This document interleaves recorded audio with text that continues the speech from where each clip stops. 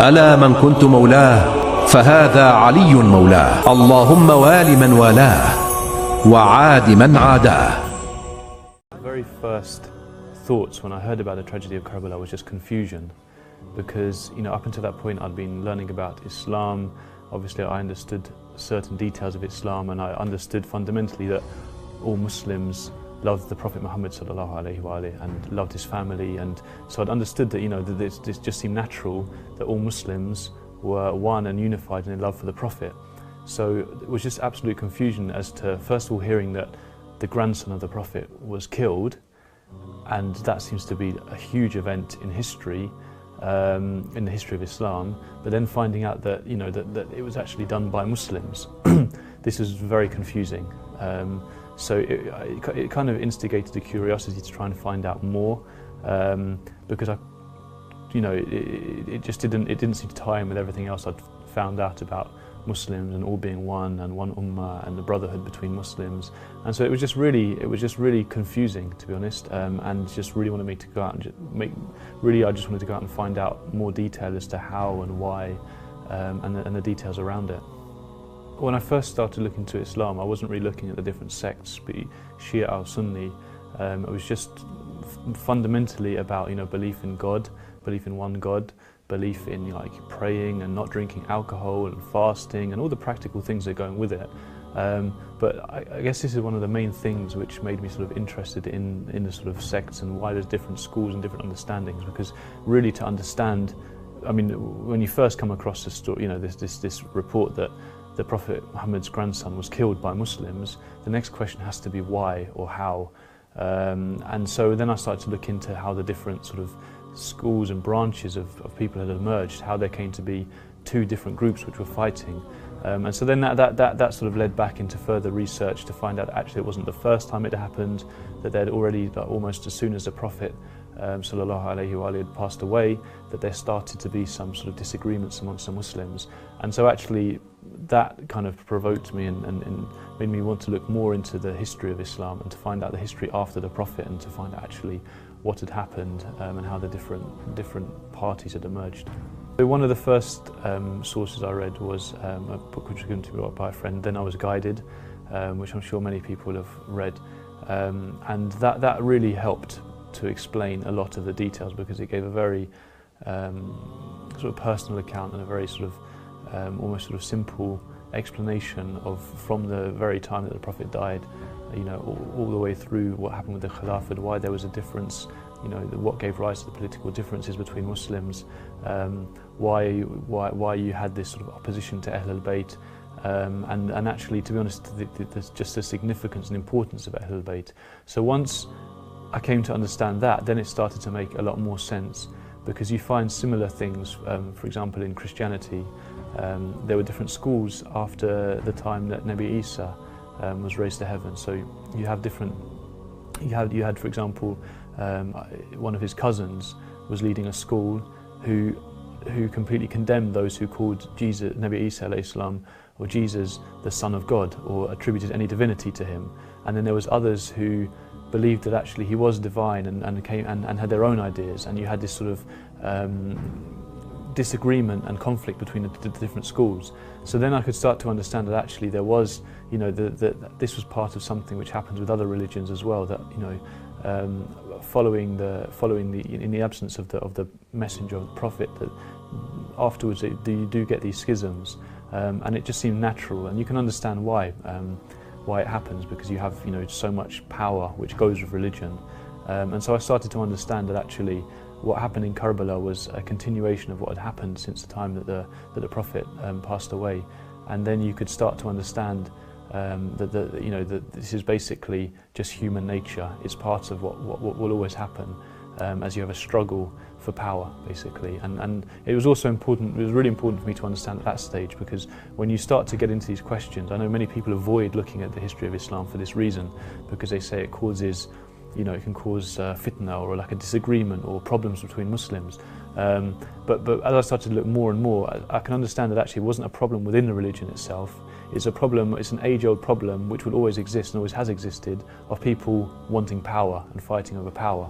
And obviously the position of rulership of the Muslims, this new force in Arabia, carried with it a huge amount of power. And so that's how I started to understand it and started to see the history, and actually it didn't have any impact on my sort of belief in Islam. Like, it didn't weaken it. It just made me understand why there had been some differences and how actually you could get to the position where a group of Muslims kills the Prophet's beloved grandson. When I was looking into Islam, one of the things which had always really attracted me from the start is the fact that Islam is a very practical religion. So you find that the followers of Islam do stand out from others in the fact that you have things like the 5 times a day fasting. You have rules around where you can go, where you shouldn't go, places which are appropriate and inappropriate. Drinking alcohol, for example, it made a big impact on my life when I became a Muslim. Things around social etiquettes for the women wearing hijab. You have these very practical things in the religion. And so that was one of the things which at first just made me interested in Islam to find out about it, and secondly actually made me start to really respect Muslims and to start to respect the religion of Islam, because it's a very practical religion. Now, when I came across the mourning of came across people crying for Imam Hussein alayhi salam, what that did is that just strengthened that whole experience and that whole understanding of Islam, because what you had is actually people who you could see this true heartfelt belief. The religion actually really matters and really makes a difference. People actually crying over a tragedy. When you hear of one of the great personalities, one of the great heroes of Islam being killed, it should make people, if you think about it logically and just practically, it should, as a Muslim, as a follower of that person, you should feel sad and you should want to cry. So this made me think that actually this is a religion which seems to have a grip over followers, and and for this reason it strengthened my belief that actually this religion is based on truth. Because when you see something which is based on truth, it's enduring and it's everlasting, and it continues to have a huge impact on people.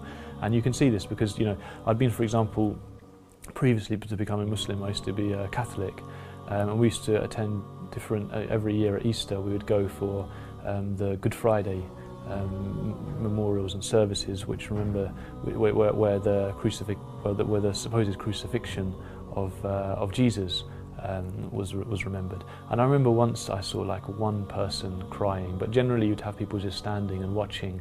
And actually, if you think about it, if you believe that this person was the saviour, if you truly believe this person was a saviour of mankind and was had the best of morals, the best of manners, and is responsible for all of our lives being saved, and for all of our for fulfilling all of our sort of purpose in life, then actually when you hear the tragedy of how that person was supposedly sort of killed and in agony, then it should invoke some emotional reaction.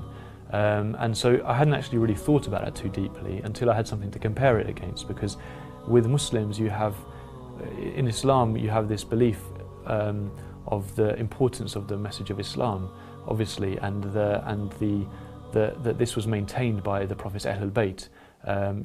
We credit and we're grateful and we're thankful to the Ahlul Bayt for going through the struggle which they went through in order to maintain the message, so that we can benefit from it and the whole of mankind can benefit from it. And so when you hear the tragedy of what Imam Hussein alayhi salam went through, what he lost in terms of his own life, the lives of his companions, his family, and the tragedy of Karbala, then actually that should invoke an emotional reaction. And this is when I did a lot of things. This really made me think a lot, actually, when I first when I first came across people mourning for Imam Hussein alayhi salam, because it was something completely new to me. Up until that point, I'd been having a very sort of spiritual, quite a spiritual experience in the sense of trying to come to terms with in myself whether I believed in the God or not, and whether this would be the God of Islam. And so that was like a huge sort of spiritual journey. Then there's the sort of practical side of Islam. There's a very intellectual journey, looking at the sort of social impact of Islamic rules and laws, looking at the sort of impact that it has on societies, and there's a sort of the logic and the reasoning behind why Muslims act as we do. So that was one of the sort of intellectual journey. But then what this showed me that actually there's more in Islam, it basically encompasses all realms. So you have the sort of spiritual, you have this intellectual journey, but then you also have this deep, heartfelt, emotional attachment to the personalities who are entrusted by Allah to give us this great religion. And so this really, because sometimes you come across Muslim academics being accused, or particularly by Christian academic, or particularly by Christian people who come from a Christian background, may say that Islam is a very academic religion. There's not much sort of heart in it, because it's very much about the hard theology and rules and laws and so on. But then when you see the actual the true heartfelt love that Muslims have for the Prophet sallallahu alaihi wasallam, and for his Ahlul Bayt, for Imam Hussein alayhi salam in particular, and the true heartfelt agony that people go through, and the real tears which is shed when you hear the tragedy of Karbala, then you realise actually no, Islam is much more than just a sort of theological or a theoretical belief system, or a sort of theological belief system. It actually encompasses true heartfelt love and attachment to personalities as well. As I mentioned before, when something is based on truth, then it does withstand the test of time. The fact was that Imam Hussein alayhi salam was standing for a pure message. He was standing for absolute truth and absolute purity, and he was standing against oppression, against corruption, against absolute corruption. And so when we hear that tragedy of how he was killed and how his entire family was sacrificed, then this should, then really this should evoke an emotional response. It's not something which really changes over time. Time doesn't diminish the scale of that tragedy.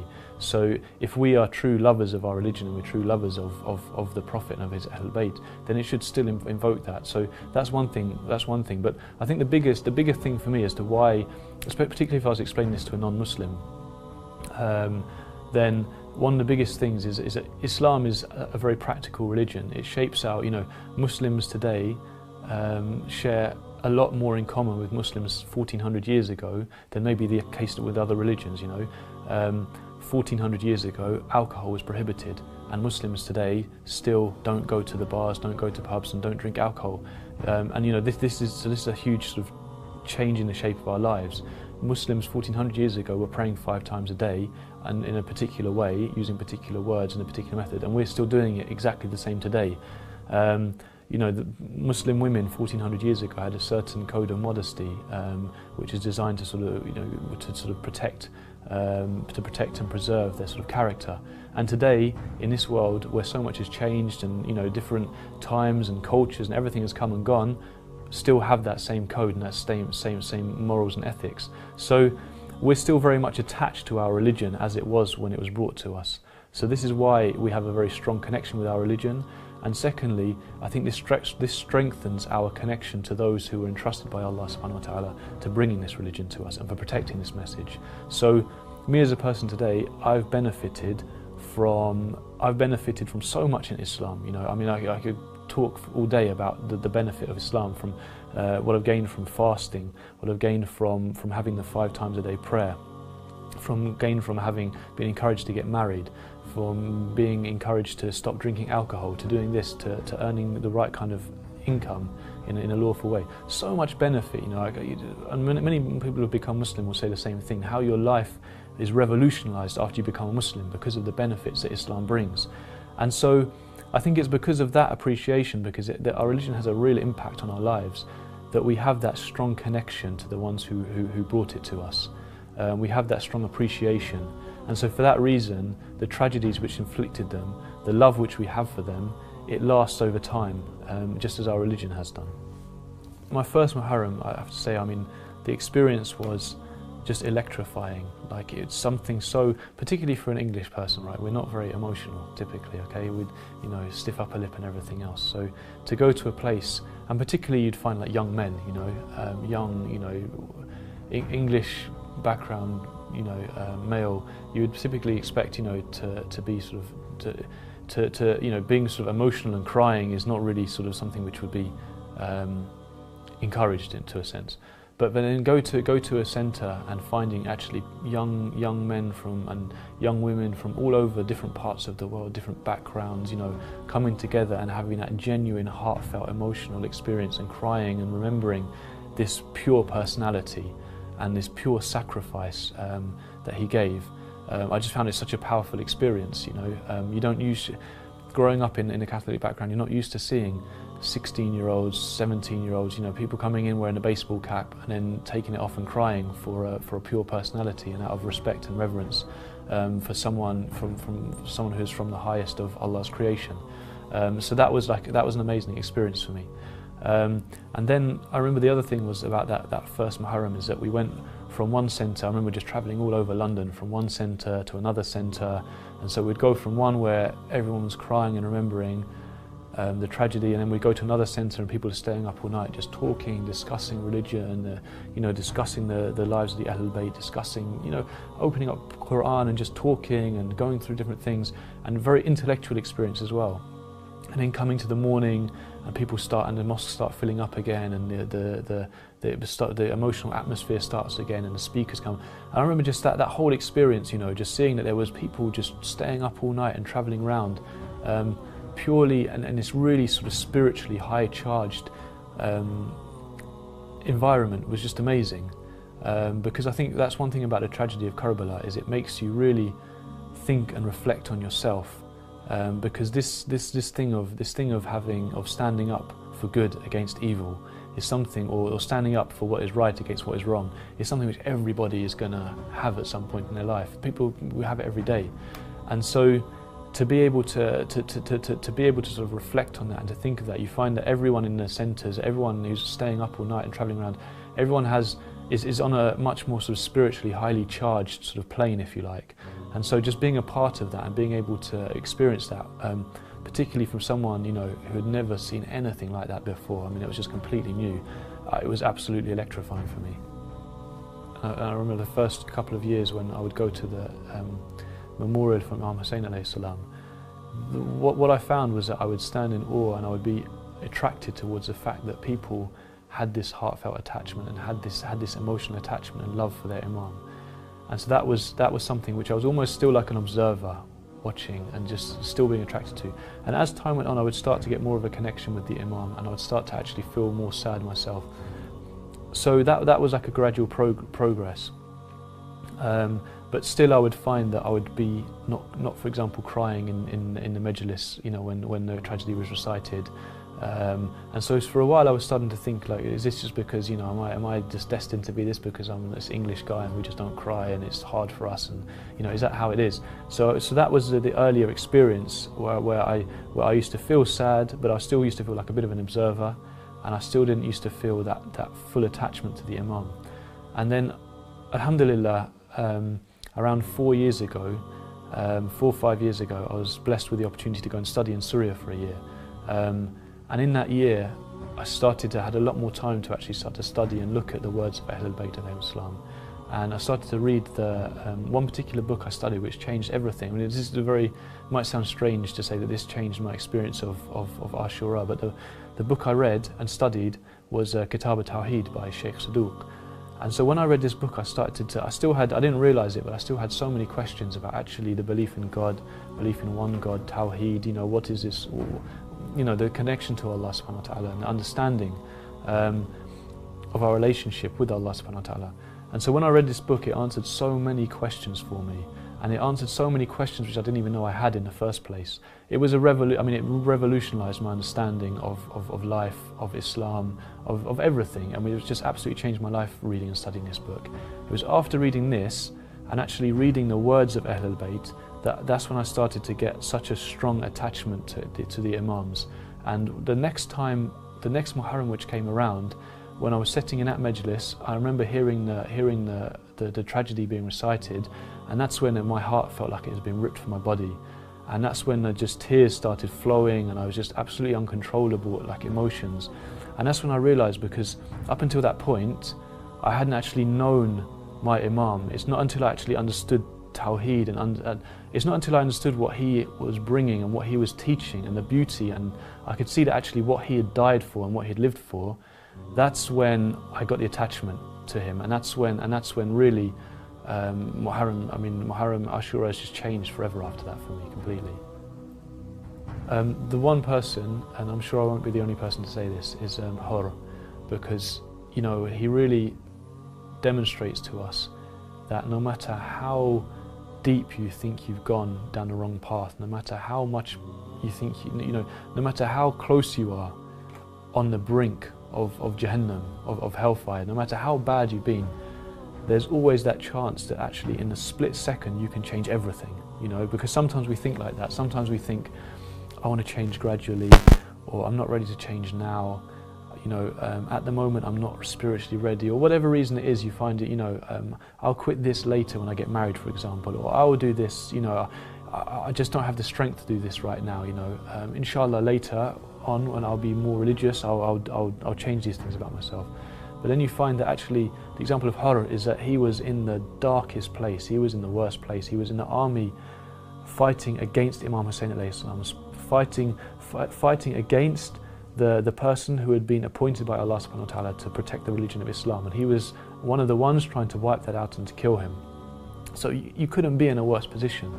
And then all of a sudden, in a split second, he switches from going from that side to being one of the greatest martyrs of Islam, one of those who gave their lives, who gave their lives so that we can have this true and pure religion. He becomes one of the ones who today is responsible for people coming together and for having this barakah and for having this religion. Part of our deeds, every deed we do, partly is attributable back to the actions of Hur, because he was one of the ones who protected the religion. The thing about Karbala is you get an emotional attachment to what is right. So you can know in your mind, in your head, that something is right and something is wrong. But until you really feel it in your heart, until it becomes part of you, it's hard to act on it, because sometimes it's difficult to act on what is right and what is wrong. So we'll always find that following listening to the tragedy of Imam Hussein alayhi salam, after listening to the tragedy of Karbala, it's easier to do the right thing, and it's harder to do the wrong thing, because your heart becomes attached to the right. You get this emotional attachment, this strong love for the Imam alayhi salam and his stand for justice and his stand for doing what is right. So this I think shapes a person. I mean, in everyday life, this gives you confidence, this gives you the strength to be able to do the thing that's right, even when it's difficult. Obviously, unfortunately, you tend to find that that's stronger nearer the time of Muharram, and then as you go out throughout the year, it sometimes tapers off. But the fact that we have that every year to renew the spiritual battery I think, has a very strong influence on my day-to-day life personally. The other thing, which has had an influence in my day-to-day life, is the understanding that sometimes we don't know what we've achieved or what we've lost. If we were there on the day of Ashura, and we saw the events that unfolded, we might well become despondent. We might well give up hope. We might well have seen this as a massive tragedy and a loss. And yet, now, over 1,000 years later, now we can look back and say it was a huge victory. Now we can see that millions upon millions of people every year are commemorating this and are benefiting from this. And so sometimes in our own lives, we think that we've lost out, or we think something hasn't gone our way, or we think that, even if, say, we took the correct path, we did what was right, and we turned away, and we stayed away from what was wrong, and yet things seem to go against us, then we may say, how can this be? Why are we being punished for doing the right thing? How can Allah let us suffer for doing the right thing? And yet we find that from the tragedy of Karbala, that actually maybe we just don't know. Maybe we're just not understanding the long-term implications. And maybe it's not until many years down the line that we can actually understand why things are as they are. And maybe we'll never know. Maybe it'll be maybe it's only after our deaths that we'll understand it. But you can learn from the tragedy of Karbala that things can seem to be a loss, and they're not at all. To explain the tragedy of Karbala to a non-Muslim in particular, I think one of the important things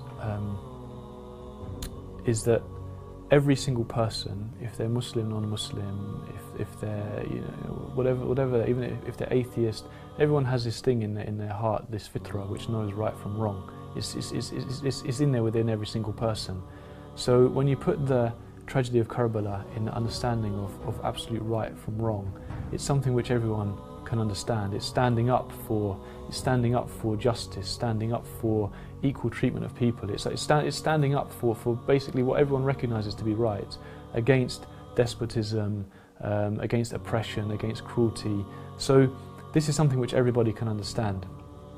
Now, that's just to put it at a conceptual level why it's important to us, because we're remembering when the truth and when justice clashed with injustice and falsehood and stood up to defend it. This is what we're remembering. Now, the importance of, because some people would seem strange to them to see people crying and becoming emotional and saying, why, this happened so long ago, why still the raw emotion? I explain it like this. It's very important. I try to explain the importance of this because we live in a world where we have 24 hours a day access to the news. We see people getting killed every part of the world. You're seeing wars, you're seeing famine, you see this. It's in the television in your living room, and the heart becomes hardened to it. And we live in a competitive world as well, a competitive environment, where you're encouraged to sometimes be a bit sort of ruthless or to do what you have to do to get ahead. And so this also encourages the heart to become harder. And so the suffering of others becomes, the pain which you should feel becomes dulled, becomes a bit numb. When you hear the tragedy of somebody, of children, for example, starving to death in a poor country in the world, or dying from lack of water, then really, the immense tragedy of that should cause the heart. You should feel pain in your heart from that, because if it was your own child, it would absolutely tear you apart. So when you hear it happening to another child, the tragedy is no less. It should have an impact on our heart, but we become dull to it. We become numb to it. And every year, when we remember Imam Hussein alayhi salam, remember this pure, innocent life being taken, and the pure, innocent life of those around, of his companions and his family. And we reflect on it, and we think about it, and we grieve, and we cry, and we let our emotions flow. This kind of like recalibrates the heart. It's not natural for our hearts to be so hardened towards this, and this is a chance for us every year to recalibrate and to put our hearts back as they should be, to actually recognise that this is a tragedy, and when there's a tragedy like this, that it's right to feel emotional. It's right to want to take action. It's right to want to put a stop to this oppression. So that's the importance of, that's how I try to explain this, particularly to a non-Muslim.